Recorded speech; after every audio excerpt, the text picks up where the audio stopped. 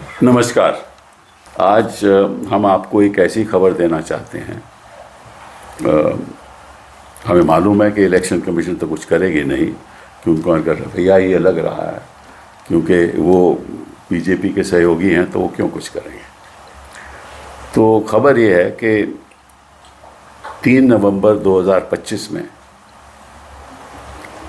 एक ट्रेन चली 10 बजे सुबह।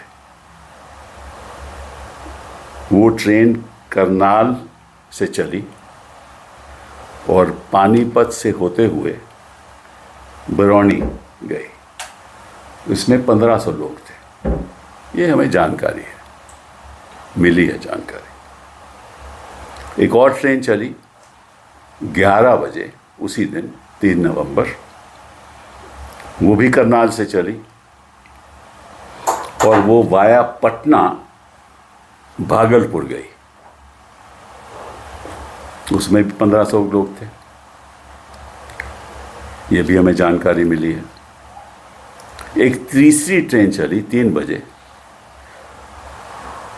और एक चौथी ट्रेन चली वो भी 4 बजे, और दोनों वो ट्रेन 3 और 4 की गुरुग्राम से चली और पटना होती हुई भागलपुर गई। तो इन 2 ट्रेन में लगभग 3000 लोग थे। तो अगर आपको गिनती इकट्ठी की गिनती करिए चारों ट्रेनों की, तो लगभग समझ लीजिए कि 6,000 लोग थे। तो 6,000 लोग, ये अब सवाल ये उठता है कि ये लोग चुनाव में, या तो ऐसा है कि भाई केवल हरियाणा में ही स्पेशल ट्रेन चलने की ज़रूरत है कि क्योंकि ये 6,000 लोग बिहार से हैं तो वहाँ जाकर निश्चित रूप से वोट करेंगे, या तो ये है या इनको भेजा गया है। 2 ही बातें हो सकती है ना। तो अगर तो ये हैं जो जेन्युइन वोटर हैं, फिर तो अपने ट्रेन लेकर खुद जाएंगे, फिर तो उनको ज़रूरत नहीं है कोई स्पेशल ट्रेन की। और अगर वाकई में वहाँ गए हैं, जो करना, जो उनका प्लान है, जिस वजह से वहाँ पहुँचाया गया है, तो आपको भी मालूम है और हमें भी मालूम है। ये धांधलेबाजी तो होती रही है, ठीक है। तो सबसे पहले मैं रेलवे मंत्री जी से, वैष्णव जी से पूछना चाहता हूँ कि भैया वाकई में क्या ये स्पेशल ट्रेन चली या नहीं। इनकी जवाबदेही तो बनती है ना।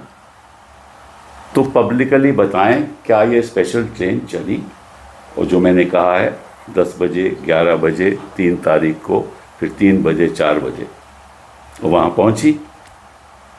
और अगर ये चली तो सरकार ने स्पेशल ट्रेन हरियाणा से क्यों चलाया, जब छठ में तो चला नहीं पाए, यहाँ ट्रेन चला रहे हैं, ठीक है।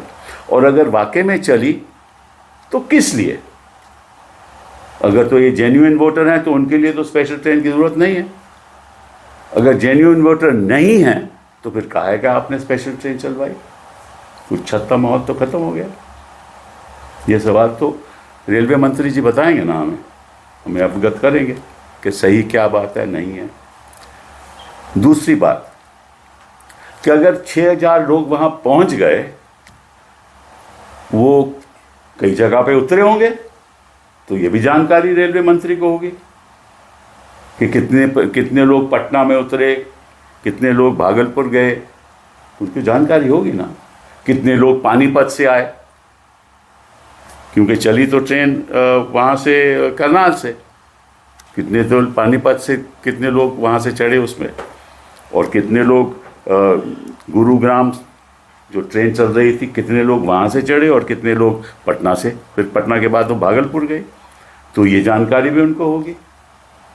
तो ये बहुत ज़रूरी है और फिर पता चलेगा। और दूसरी बात यह है कि अगर सरकार ने ट्रेन चलाई है तो खर्चा भी सरकार का होगा ना। तो अगर सरकार का खर्चा है और स्पेशल ट्रेन हरियाणा में चल रही है, जो वहाँ वोटर नहीं है, तो खर्चा किस लिए भाई।